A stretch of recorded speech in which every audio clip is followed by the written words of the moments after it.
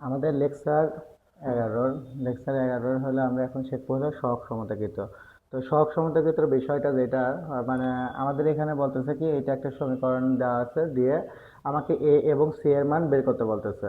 তো আমাকে যেহেতু এখানে এর মান বের করতে বলেছে, তাহলে এ এ কার সাথে আছে? এ আছে হলে এক্স টু দি পাওয়ার কিউবের সাথে।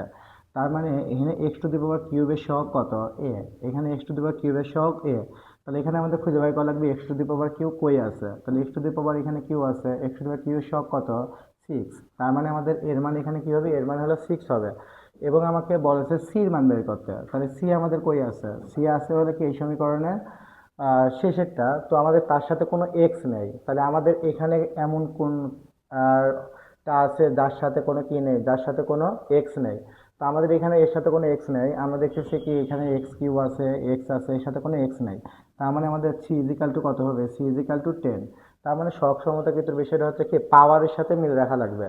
এখানে কিছু নেই মানে x to the power zero আছে, আবার এখানে কিছু নেই মানে x to the power zero আছে, মানে x to the power zero এর সহগ কি পরস্পর এই জায়গা সমান আছে।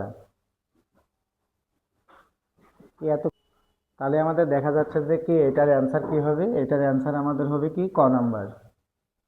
সব সমতাকে তো যদি আমরা হলে তার পরের ম্যাথ 21-এর পরে যদি 22 নাম্বারটা দেখি, তাহলে 22 নাম্বারটা আমাদেরকে জাস্ট এখানে কিন্তু গুণ করা নেই। এর আগেরটা দেখেছিলাম আমাদের এখানে একটা সরল সমীকরণ দেওয়া আছে, এখানে একটা সরল সমীকরণ দেওয়া আছে, বাট এখানে কিন্তু এখানে সরল সমীকরণ দেওয়া আছে, বাট এখানে কি দেওয়া আছে? আমাদের গুণ আকার দেওয়া আছে। তো আমাদের কয়েছে কি কে এর মান কত? তাহলে কেটা আমাদের কে এর সাথে যদি আমরা গুণ করি, তো একটা গুণ করলেই হয়ে যাবে। এর সাথে আমি এটা গুণ করব, এটা গুণ করব, এটা গুণ করব, গুণ করে যেটা হবে সেটা সব সমতাকৃত করলেও মিলবে, আবার টোটালি গুণ করে করলেও হবে। তো আমরা যদি এটার সাথে এটা গুণ করি, কে এর সাথে এটা গুণ, কে গুণন কি 3x গুণন কি এক্স গুণন কি এক্স। তো আমরা যদি এটা গুণ করি, তাহলে আমাদের দেখবো হলে কে এক্স আছে একটা, দুইটা, তিনটা, তাহলে 3 কে এক্স কিউব। তাহলে আমাদের এখানে দেখা যাচ্ছে কি এক্স কে এর মান বাই করতে বলেছে, তাহলে আমাদের এখানে এক্স কিউব, এক্স কিউবের সহগ কত? এক্স কিউবের সহগ হলে কি 3 কে। আর এম এর আমাদের এক্স কিউবের সহগ কি 18।